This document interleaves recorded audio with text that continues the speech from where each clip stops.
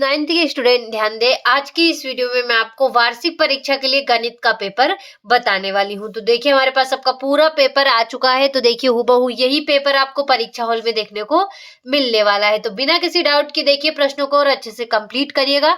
तो देखिए पहला प्रश्न होगा आपका। देखिए पहला प्रश्न है, सही विकल्प चुनकर लिखिए। तो किन्हीं दो अपरिमेय संख्याओं का गुणनफल होता है। तो कभी परिमेय संख्या होता है तो कभी अपरिमेय संख्या।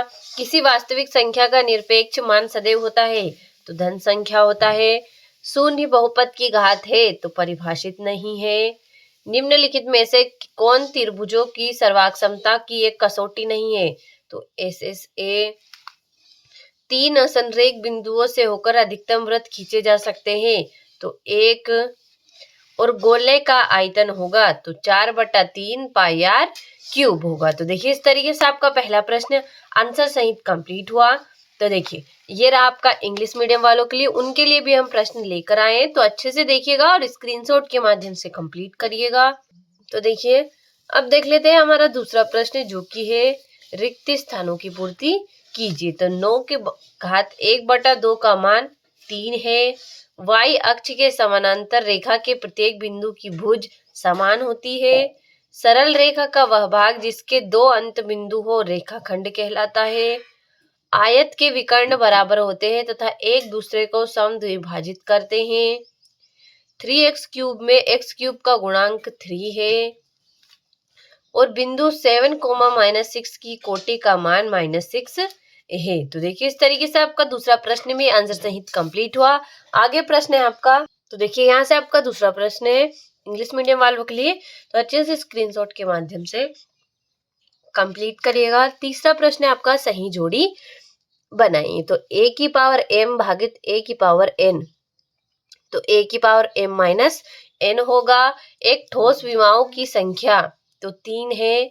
और 90 डिग्री से कम माप वाला कोण तो इसका होगा न्यून कोण। प्रत्येक वर्ग अंतराल की निम्नतम सीमा तो निम्न वर्ग सीमा। मूल बिंदु के निर्देशांक तो इसका होगा 0,0। और रेखाएं प्रतिच्छेद हो तो अद्वितीय हल। तो देखिए इस तरीके से आपका तीसरा प्रश्न भी कंप्लीट हुआ। ये रहा आपका इंग्लिश मीडियम वालों के लिए। तो अच्छे से स्क्रीनशॉट के माध्यम से इन्हें आप कंप्लीट करिएगा। आगे आपका प्रश्न देखिए, चौथा प्रश्न आपका, एक वाक्य में उत्तर दीजिए। तो ऐसा बहुपद क्या कहलाता है जिसके सभी गुणांक शून्य है। शून्य बहुपद। एक बिंदु से होकर कितनी सरल रेखाएं खींची जा सकती है। तो असंख्य। किन्हीं चरों का औसत मान क्या कहलाता है। तो माध्य। और बिंदु 3, -2 किस चतुर्थांश में स्थित है। तो चतुर्थांशु में। यदि x = 2 और y = 1 समीकरण 2x + 3y = k का एक हल है तब k का मान होगा तो 7 होगा। और दो चर वाला एक रैखिक समीकरण लिखिए। तो इसका होगा ax + by + c = 0। तो देखिए इस तरीके से आपका चौथा प्रश्न भी कंप्लीट हुआ आंसर सहित।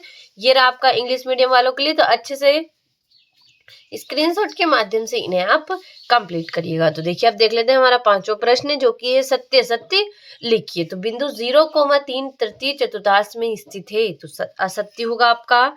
जब दो समांतर रेखाओं को एक तिर्यक रेखा प्रतिच्छेद करे तो एकांतर कोण बराबर होते हैं तो असत्य।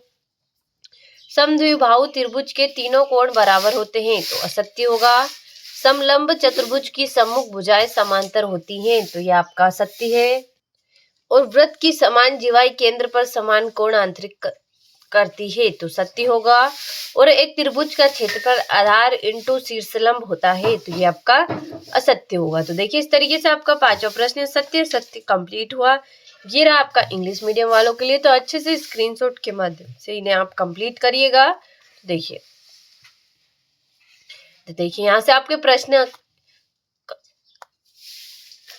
तो देखिए यहाँ से प्रश्नों के आंसर आपको जल्दी देख लेते हैं। हूबहू यही प्रश्न आपको परीक्षा हॉल में देखने को मिलने वाले हैं। तो देखिए छठा आपका, 1/3 और 2/3 के बीच दो परिमेय संख्या याद कीजिए। 6 करने में 5 को 2 करने में 5 से गुणा कीजिए। तो देखिए अच्छे से स्क्रीनशॉट लें इन प्रश्नों का, क्योंकि हूबहू यही प्रश्न आपको परीक्षा हॉल में देखने को मिलने वाले हैं। तो बिना किसी डाउट के सारे प्रश्नों का अच्छे से स्क्रीनशॉट ले लीजिए। 11वां हो गया, 12वां हो गया। देखिए इस तरीके से इन प्रश्नों का आप अच्छे से स्क्रीनशॉट ले लीजिए। ये हो गया आपका 13वां, वृत्त की त्रिज्या किसे कहते हैं। ये हो गया आपका 14वां प्रश्न, 15वां हो गया, 16वां हो गया। ये हो गया आपका 17वां प्रश्न, 18वां हो गया। ये हो गया आपका 19वां।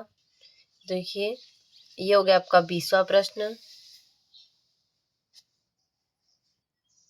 देखिए 20वां आपका पूरा हो गया अच्छे से। अथवा ये हो गया आपका 21वां प्रश्न, 22वां हो गया